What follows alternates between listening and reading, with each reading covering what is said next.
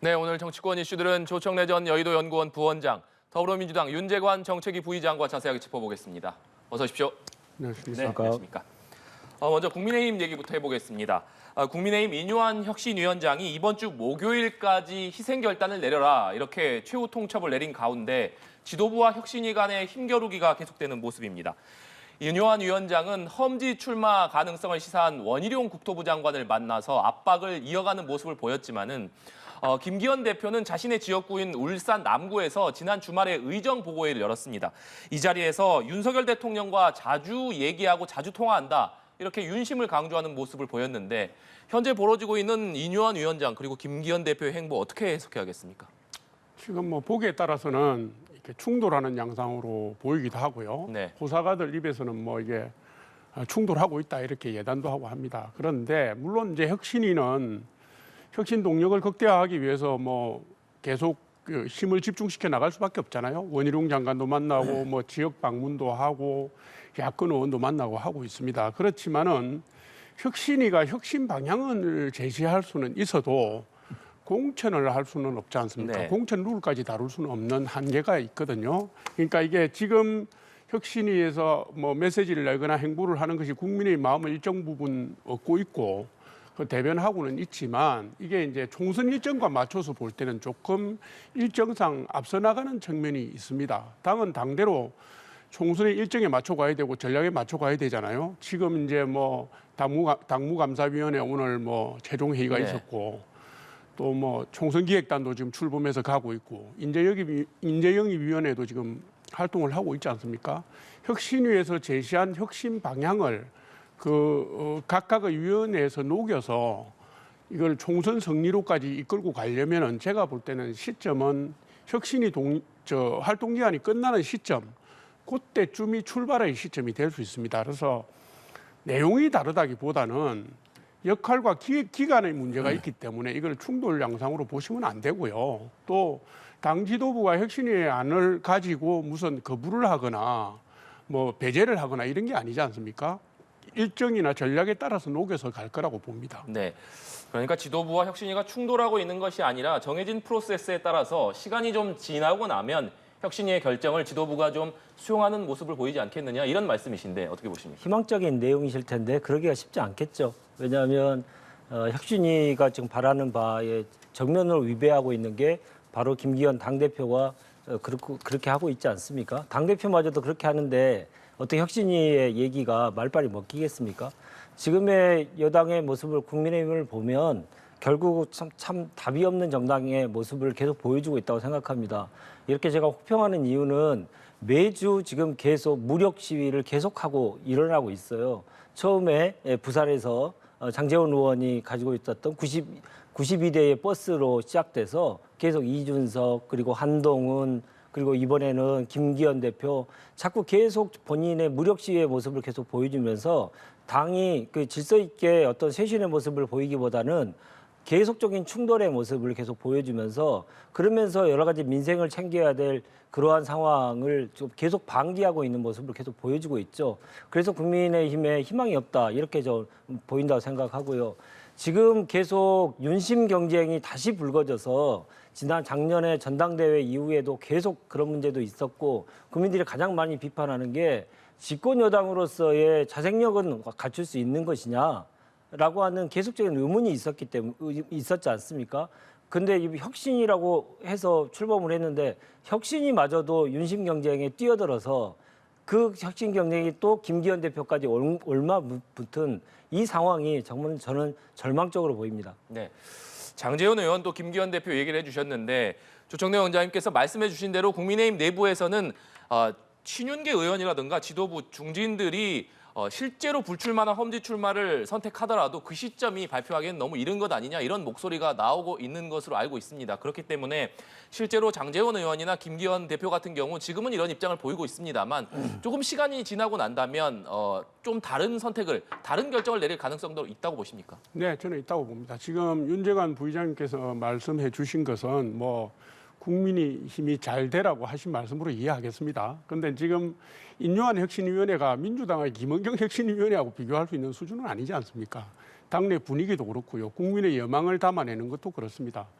그리고 이게 아까 말씀드렸다시피 총선 일정하고 혁신위 일정이 시기적으로 좀 정합성이 없는 측면이 있다는 내가 말씀을 드렸고요. 지금 이제 이게 역대 총선에서의 교체율을 제가 말씀드린 바가 네. 있습니다. 제가 지난 4번의 총선에서 지금 국민의힘, 예전에 한나라당, 새누리당, 미래통합당의 현역 교체율을 보면 그걸 딱 평균을 해보면 평균 35%가 넘어요.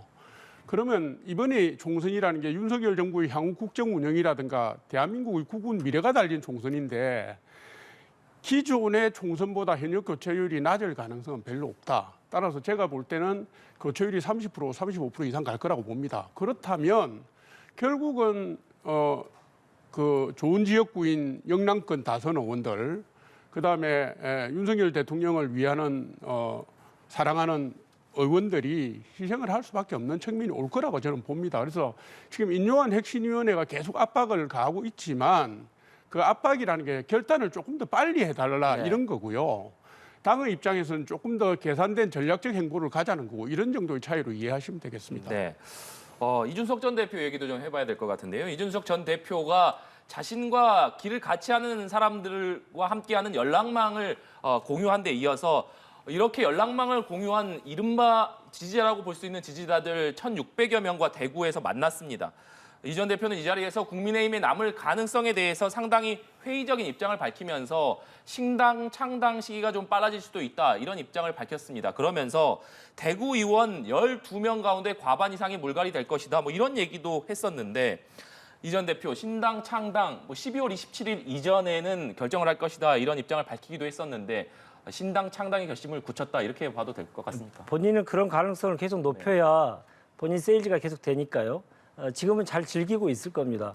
그러나 저는 아직까지도 신당 창당의 가능성보다는 본인이 국민의힘에서 할 수 있는 역할이 윤석열 정부에게 많은 도움이 될 것이니 본인의 얘기를 분명하게 들어달라라고 하는 시위를 계속 지금 하고 있는 모습이다 저는 생각을 하고요. 그러한 시위의 목적이 있었기 때문에 아주 긴 기간 동안에 신당 창당에 논의가 이어질 수 있도록 가능성을 열어놨다고 저는 생각합니다.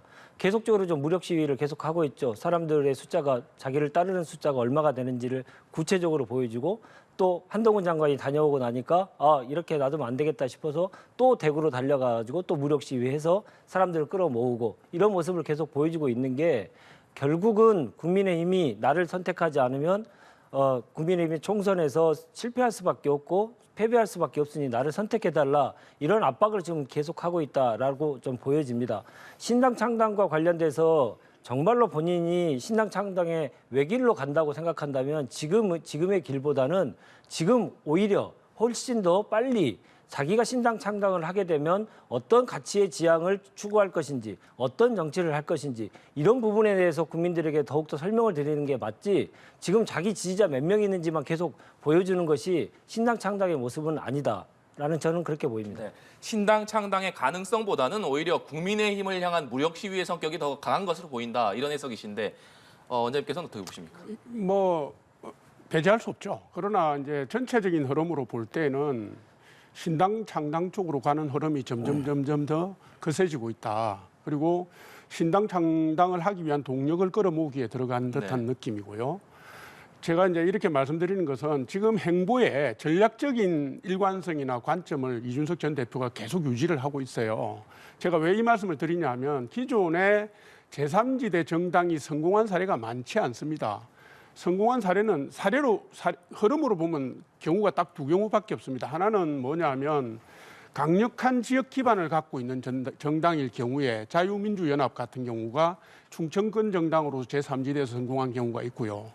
나머지는 국민의당하고 친박연대라는 형태로 제3지대에서 살아 돌아온 의원들이 많이 계신데 그건 뭐냐 하면 진보든 보수든 그 살을 파먹고 들어간 겁니다. 친박연대는 대구, 경북, 부울경에서 파먹고 들어갔고 국민의당은 호남에서 득세를 해가지고 승리를 해서 살아남은 정당이거든요. 그러니까 지금 이준석 대표는 강력한 지역 기반이 있는 사람은 아닙니다. 그리고 지금 여론조사상으로도 무당파라든가 진보층에서 오히려 지지를 많이 보내요. 그거를 믿고 수도권으로 뛰어들었다가는 100% 실패한다는 걸 본인이 알고 있는 것 같습니다. 그래서 지금 국민의힘 지지 기반인 대구 경북을 파고들고 있어요.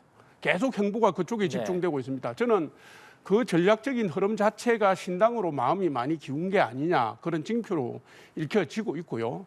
다만 대구 경북의 유권자들은 전략적 투표를 하는 노련한 유권자들입니다. 그러니까 이준석 신당이 만약에 발족이 되더라도 이준석 신당의 약진이 민주당을 도와주는 결과를 낳을 수 있다는 점을 대구 경북의 유권자들이 모르실 리가 없다. 따라서 지금 무슨 세력을 끌어모으고 동력을 끌어올리고 있더라도 막상 총선에 가면 그게 성공할 확률은 거의 없기 때문에 이준석 전 대표가 이 점을 잘 살펴보고 행보를 하는 게 옳겠다 이렇게 봅니다. 네. 한 말씀만 더 좀 드릴 네. 수 있을까요? 이준석 대표가 여러 가지 새로운 시도를 해서 대한민국의 정치를 조금 더 바꿔놓기를 바랍니다. 그러나 이준석 대표가 지금까지 해준 모습을 보면 그것과 거리가 너무 멉니다. 국민의힘의 이준석과 신당의 이준석은 완전히 다릅니다. 국민의힘의 이준석은 본인이 가지고 있는 지금 젊은 패기 그런 부분만 보여주더라도 국민의힘의 플러스 요인이 돼서 그게 이준석의 존재 가치로서 인정받을 수 있습니다. 그러나 신당의 이준석은 완전히 다른 문제입니다. 어떤 가치를 지향할 것인지, 어떻게 해서 집권을 할 것인지, 어떤 사람과 함께해서 이것을 이룰 것인지 본인이 온전히 모든 것을 책임져야 되거든요. 그렇게 하기 위해서 필요한 시간이 내년 총선까지 필요한 시간이 그렇게 많이 남아있지 않습니다. 국민들에게 떴다방 정치를 보여주면 안 되죠. 선거 한 달 전에 이렇게 모여가지고 아무 가치적인 지향도 없이 그냥 정치를 하겠다고 정당을 만들겠다고 얘기하면 그게 바로 떴다방 정치죠. 갑작스럽게 정치를 하게 되는 분들은 어쩔 수 없지만 오랜 기간 동안 정치하신 분들이 이렇게 선거를 목전에 앞두고 국민들을 계속 볼모로 잡는 것은 매우 바람직한 모습이 아니다. 이 말씀 꼭 드리고 싶습니다. 네. 이준석 전 대표가 과연 신당을 창당할 것이냐 말 것이냐 두 분의 의견도 전망도 엇갈리고 있는데 이런 가운데 인유한 위원장이 이준석 전 대표를 향해서 도덕이 없는 것은 부모 잘못이다. 이런 취지의 발언을 해서 이준석 전 대표가 강하게 반발을 하고 있습니다. 이 전 대표는 정치를 하는데 부모 욕을 하는 사람은 처음 본다. 이렇게 강하게 반발하고 있는 상황 아니겠습니까? 조금 보기에 불편해요. 이게 이제 아마 인유한 위원장이 편한 자리에서 강연을 하다 보니까 이렇게 편하게 말씀하신 것 같은데 아무리 젊다고 하더라도 이준석 전 대표가 주요 정당의 당 대표를 했고요. 그리고 이게 정치라는 게 정치적 논리와 명분으로 붙는 자리지 윤리 도덕을 논하는 자리는 아닙니다. 그래서 제가 볼 때는 실명을 준석이라고 거론한 거라든가 부모를 운운하고 부모의 훈육이 잘못됐다고 하신 것은 제가 볼 때는 말씀이 좀 부적절하다. 잘못된 언행이다 이렇게 봅니다. 네. 이런 가운데 인유한 위원장이 당초 오늘 예정됐던 한국노총 방문 일정을 취소했습니다. 이 일정을 위원장이 취소한 것을 놓고 이것이 이준석 전 대표를 향한 발언의 여파냐 아니면 오는 30일로 예정된 지도부나 중진들의 불출마 압박을 위한 시간을 끌기용이냐 뭐 여러 가지 해석들이 좀 나오고 있는데 이 부분에 대해서 어떤 배경이라고 보고 계십니까? 망언 중에 망언을 뱉은 분이 갑자기 일정까지 취소해서 인간에 대한 기본적인 예의가 없는 분이다. 어떻게 정치적으로 자기가 생각이 좀 다른 사람에 대해서 부모까지 끌어들여가지고 얘기하는 그 모습에 절망적이었는데 오늘은 본인이 제안을 해서 성사된 일정마저도 40분 전에 갑자기 취소된 거 아닙니까? 한국노총도 그 이유를 모르겠고 인유 위원장을 실무적으로 서포트하는 분들도 이유를 잘 모르는 상황이지 않습니까? 이게 바로 지금 국민의힘이 국민을 어떻게 바라보고 있는지 지금의 혁신을 얼마나 날림으로 하고 있는지를 명확히 보여줬다 저는 생각을 합니다. 갑자기 일정을 취소 통보를 할 정도의 급박한 상황이 무엇이 있었는지 잘 모르겠습니다만은 모든 분들이 이준석 대표와의 이 설화, 이 문제 때문이 아닌가 이런 얘기들을 많이 하지 않습니까? 그러니까 다른 이유를 좀 가지고 그 불출마 문제를 더욱더 압박하기 위해서 한 것이다라기보다는 그렇으면 본인 얘기를 더 하기 위해서 오늘 꼭 나오셨어야죠. 그러나 이준석 대표와의 넘지 말아야 될 선을 넘으면서 망언 중에 망언한 거에 대해서 본인이 그것에 수습을 할 자신이 없으니까 못 나온 거 아닙니까? 그렇게 해서 저는 매우 비겁한 모습이다. 그렇게 비겁한 모습으로 어떻게 집권 여당의 혁신을 이끌고 대한민국을 이끌겠다는 건지 도대체 저는 이해할 수가 없습니다. 네. 원장님께서는 인유한 위원장이 오늘 일정을 취소한 건 어떤 배경이라고 해석하고 계십니까? 개인적인 사정인 거는 분명하니까 저도 뭐 짐작이 잘 안 갑니다. 네. 다만 이제 30일 날 중요한 일정이 잡혀 있지 않습니까? 혁신위원회 회의가 잡혀 있고 그날 무슨 얘기가 나올지 지금 다 기추가 그 모든 관심이 네. 거기에 쏠리고 있는 상황이어서 어쨌든 인유한 위원장이 뭐 심리적인 거든 개인적인 일정 이유든지 간에 동력을 끌어올리고 있는 와중에 있는 것은 맞다 이 말씀을 드리고 싶고요. 한국노총은 잘 아시다시피 최근에 그 회계 공시 투명화 정부의 정책에 먼저 시책에 동참을 해서 노동계 전체의 변화를 지금 이끌고 있고 또 최근에는 그 사회적 대화기구인 경사노위에 다시 복귀하겠다고 발표도 했어요. 그러니까 이게 지금 국민의힘 입장에서 매우 중요한 단체고 대상입니다. 그래서 오늘 뭐 사적인 이유로 미뤘지만 제가 볼 때 조만간에 다시 일정을 잡아서 방문을 하지 않겠는가 이렇게 봅니다. 네. 그리고 내년 총선에서 자신의 지역구가 아닌 서울 출마를 예고했던 하태경 의원 오늘 정치 1번지로 꼽히는 종로 출마를 선언을 했습니다. 종로는 지금 국민의힘 현역 의원인 최재형 의원이 있는 곳이기 때문에 아무래도 하태경 의원이 종로를 선택한 배경이 무엇이냐 여기에도 좀 관심이 쏠리고 있는데 원장님께서는 어떤 배경이라고 보십니까? 그냥 단순하게 보시면 됩니다. 뭐 부산의 해운대 지역을 포기하고 자기 희생 기대권 희생 차원에서 수도권 출마를 하겠다고 발표를 했기 때문에 자신의 정치적 이미지와 상징성을 극대화할 수 있는 네. 지역을 안 찾겠습니까? 처음에는 이제 마포 갑 얘기도 나왔었는데 아무래도 정치 1번지인 종로에 나가는 게 좋겠다고 판단했겠죠. 그리고 뭐 이기든 지든 대차게 희생해 보겠다 이 얘기고요. 그다음에 최재형 지금 의원하고 또 그 외에도 더 상징성이 큰 인물이 종로로 갈 수도 있습니다. 네. 그러면 경선 자체가 슈퍼 빅매치가 안 되겠습니까? 그리 되면 수도권의 총선 전체를 이끄는 데도 도움이 되고 수도권의 분위기를 반전시키는 데도 도움이 될 거다. 뭐 흐름 자체는 좋은 흐름이다. 저는 이렇게 봅니다. 네. 당초에는 정청래 의원과 좀 맞붙을 것이다. 뭐 이런 전망이 나오기도 했습니다만 종로를 선택한 배경 위원장님께서 어떻게 보고 계십니까? 개인이 자유니까요. 뭐 크게 의미 부여하고 싶지는 않습니다. 근데 그러나 저의 입장에서 보면 이런 것 같습니다. 어딜 가나 수도권에서 어려울 겁니다. 당선되기 어려울 겁니다. 특히나 부산의 그 좋은 지역구에서 삼선을 하신 분이 험지라고 할 수 있고 그리고 격전지인 곳에서 선거 운동하는 게 그 분위기 선거의 분위기부터가 완전히 다를 겁니다. 그 적응하다가 선거 끝날 가능성이 크거든요. 결국은 질 가능성이 매우 크고 특히나 수도권에서의 국민의힘의 지지율이 매우 좀 낮은 상황이기 때문에 이길 가능성은 대단히 낮다. 그러면 그 개인기로 해가지고 정당 지지율보다 훨씬 더 높은 득표를 함으로써 당선이 돼야 되는데 지역구 옮긴 지 몇 달 만에 본인의 힘으로 10% 이상의 득표한다는 건 사실상 불가능한 일입니다. 그러면 진다는 것을 전제하고 가장 자기에게 정치적으로 가장 많은 것을 남길 수 있는 지역구가 어딘가 그렇다면 그것은 바로 정치 1번지 종로다 이렇게 판단한 거 아닌가 그렇게 저는 생각합니다. 네, 알겠습니다. 마지막으로 국민의힘이 오늘 당무감사 결과를 발표합니다.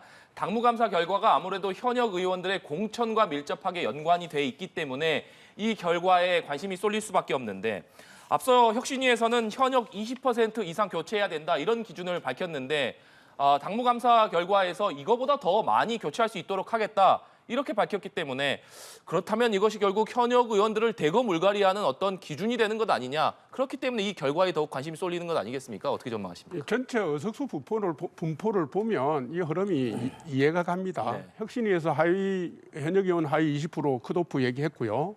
총선기획단에서는 얼마 전에 배준영 전략기획부총장이 이런 얘기를 했습니다. 혁신위에서 제안한 20% 공천 배제 원칙을 넘어서는 제도를 마련하겠다고 그랬습니다. 그러니까 지금 총선기획단에서 하위 20% 컷오프보다 더 큰 폭의 컷오프가 있을 수 있다는 걸 시사한 겁니다. 네. 그리고 지금 국민의힘의 의석수가 111석, 그중에서 대구, 경북, 부산, 울산, 경남이 56석입니다. 그러니까 과반이거든요. 과반이고 지금 수도권 17석, 아마 충청권이 8석 정도 될 겁니다. 9석 정도 될 건데 아시다시피 수도권하고 충청권은 사실상 험지로 분류될 수 있는 곳이에요. 그러니까 현역 의원들에 대한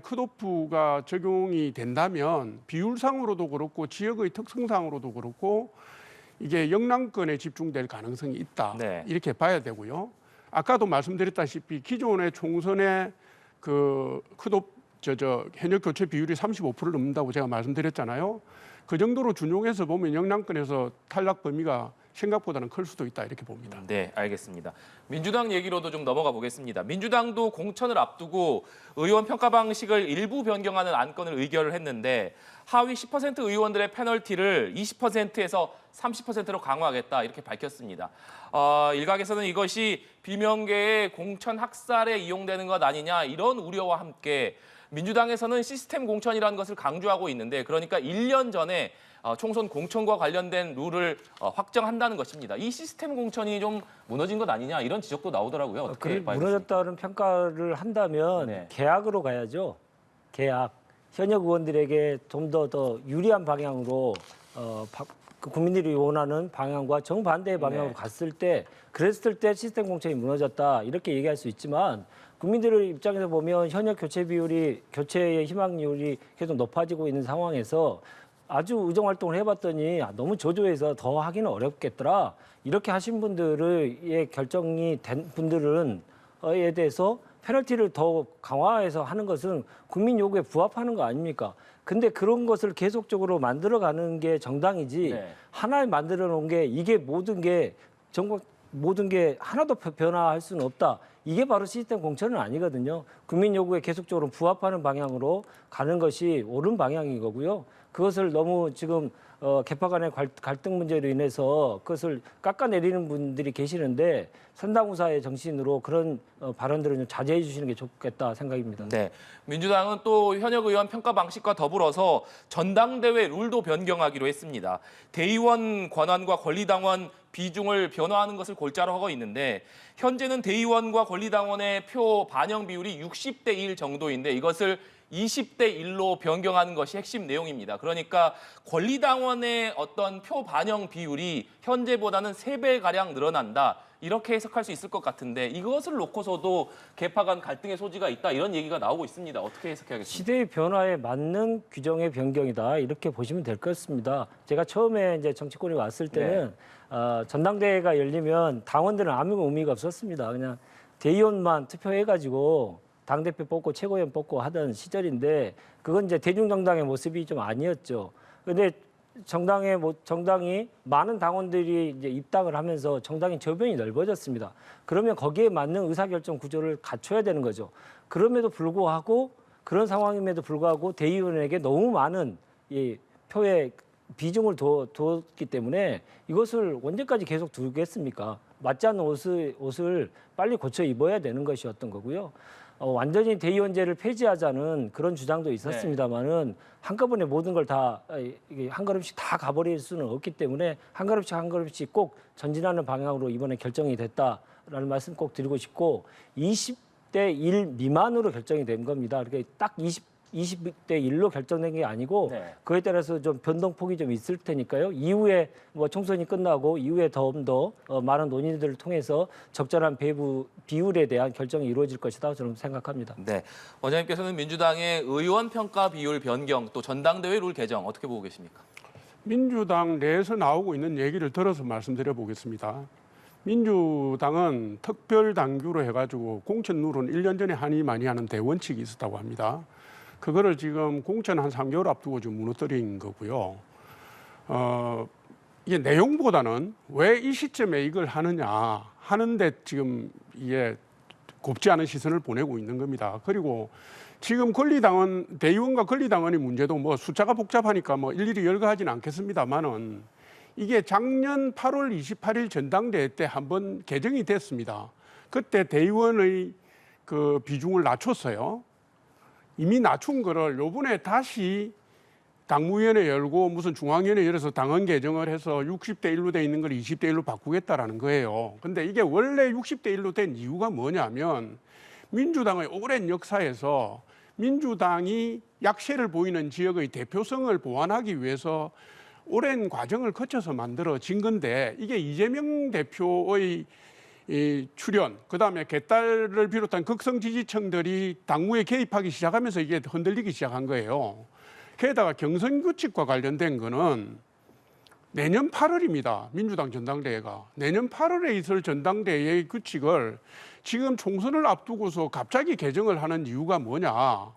결국은 뭐냐면 극성 지지층, 개딸, 극성 친명계, 당내 친명계의 그 달래기에 들어간 거 아니냐는 게 있고요. 그다음에 총선도 아직 안 끝났는데 이재명 대표가 다음 전당대회에 방탄 밑자락 깔기 아니냐라는 의혹을 받을 수 있는 행동이에요. 그러니까 이게 당내 반대파들이 계속 한쪽으로 몰리면서 극성들한테 위축되고 있는 상황에서 이렇게 갑자기 툭 바꾸고 나오니까 이게 당내 민주주의냐. 요새 민주당 파시즘 얘기도 나오대요. 그래서 이거는 민주당 지도부가 국민의 눈을 무섭게 여기고 한번 좀 성찰하면서 돌아봐야 된다 이렇게 봅니다. 제가 이 말씀 안 드릴 수가 없을 것 같은데 국민의힘의 전당대회 룰이 이번 최근에 있었던 전당대회 룰 갑자기 또 바뀌었지 않습니까? 기억나십니까? 어떤 한번 지적을 해주세요. 아니 전당대회 선출 규정이 바뀌었지 않습니까? 잘 찾아보십시오. 전당대회 룰이 여러 가지 이제 포션이 있었습니다만은 당원들로 해서 모두가 다 결정하는 걸로 했고 국민의 여론조사는 반영을 안 하셨지 않습니까? 갑자기 전당대회 룰을 바꿔가지고 대통령 지시와 오더에 따라서 갑작스럽게 용산의 구미에 맞는 당 대표를 선출하기 위해서 룰을 바꾸셨던 정당에서 당원의 뜻에 따라서 전당대회 룰을 조금씩 개정하고 당원의 뜻을 반영하려고 하는 정당을 비난하시는 것은 좀 듣기 좀 거북스럽습니다. 제가 민주당을 비난하는 게 아니고요. 민주당 내에서 나오고 있는 논리를 개인용했을 뿐입니다. 그리고 원래 전당대회를 앞두면 당헌 당규를 일부 개정을 합니다. 그죠? 당헌 당규를 일부 개정하지만 지난번에 국민의힘 전당대회 때 여론조사 비중이라든가 이런 부분이 당헌에서 어긋나게 한 적은 없어요. 그대로 갔고요. 지금 제가 질문이 나왔으니까 드리는 말씀은 민주당이 당내 비주류의 의견을 묵살하고 가는 방향으로 가는 게 안타까워서 드린 말씀이에요. 원래 주류와 비주류는 총선 때도요. 40대 60이든지 30대 70으로 가지 지금 민주당처럼 그렇게 가지는 않습니다. 네. 고언을 드린 겁니다. 네. 선거제 관련된 얘기도 해보겠습니다. 총선이 5개월 정도밖에 남지 않았습니다만 선거제가 아직까지 확정되지 못하고 있는 상황인데요. 국민의힘에서는 지난 총선에서 적용됐던 준연동형 방식을 유지한다면 위성정당을 창당할 수밖에 없다. 이런 입장입니다. 이와 더불어서 지난 총선 때 적용됐던 준연동형이 아니라 그 이전에 쓰였던 병립형으로 돌아가자 이렇게 주장을 하고 있는데 선거제 개편에 키를 쥐고 있는 민주당 과연 지난 총선 전에 적용됐던 병립형으로 갈 것인지 아니면 준연동형 유지로 갈 것인지 아직까지 명확한 입장을 정하지 못하고 있는 상황입니다. 부의장님, 이 상황 민주당에서는 어떤 결정을 결국에는 내리라고 보십니까? 아직 좀 지켜봐야 될 것 네. 같고요. 29일 날 의총이 열립니다만은 아직까지 의견이 팽팽히 맞서고 있기 때문에 조금 더 숙고의 과정이 좀 필요하고요. 또 국민들께서도 어느 제도가 가장 합리적인지 적절한지 정치 개혁을 위해서 어떤 게 좋은 건지에 대한 숙고의 시간도 좀 필요한 것 같습니다. 그러한 과정들 속에서 계속적인 논의들이 좀 이루어진다고 생각해 주시면 좋을 것 같고요. 결국은 이제 당위와 현실 사이에서의 이 고민인 겁니다. 병립형으로 가는 것은 다당제를 만들어내고 국민의 여러 가지 뜻을 의회에 반영시켜야 되고 소수 정당들도 의회에 진출시켜야 된다라고 하는 그러한 현실적이고 국민의 요구를 반영하기는 상당히 좀 어려운 제도이죠. 그러나 그것을 현재 제도와 같은 그 연동형 비례대표제를 만약 할 경우에는 국민의힘만 완전히 위성정당을 만들고 민주당은 위성정당을 만들지 않을 가능성이 매우 높은데 그러면 총선의 결과가 민의가 왜곡돼 버리는 결과를 초래해서 결국 야당 그리고 반윤연대에 대한 국민의 지지가 매우 높음에도 불구하고 원내 의석수는 국민의힘이 더 일당을 차지할 수 있는 그런 또 맹점이 좀 있거든요. 그런 것들을 어떻게 보완할 수 있을 것인지에 대한 논의들이 계속 이루어질 것이라고 생각합니다. 그래서 결국은 병립형이냐 연동형이냐 이 두 가지의 선택이 아니고 어떻게 하면 국민의 민의를 정확히 반영하고 특히나 소수 정당들의 원내 지출이 걸림돌을 조금 더 제거하면서 다양한 국민들의 시각이 의회에 반영될 수 있는 그런 제도가 어떻게 될 것이냐 그러한 결론으로 이를 것이다. 저는 그렇게 예상합니다. 다양한 논의가 좀 이루어질 것이라고 말씀해 주셨는데 뭐 대표적으로 이탄희 의원 같은 경우에는 준연동제를 유지해야 된다. 병립형으로 회귀하는 것은 절대 안 된다. 네. 뭐 자신의 직을 걸겠다. 뭐 이런 얘기까지 하고 있는 상황 아니겠습니까? 네. 민주당이 병립형을 선택할 가능성도 있다라고 볼 수 있을까요? 지금 과거에 얘기하고 있던 완벽한 병립형 그것으로는 명분이 없을 거라고 저는 생각하고 적절하지도 않다고 생각합니다. 만약에 병립형으로 간다 하더라도 원내에 진입할 수 있는 문턱을 좀 낮춰서 다수 정당들 그리고 소수 정당들이 진출할 수 있는 더 가능성이 높은 그러한 제도적인 변화들이 있어야겠죠.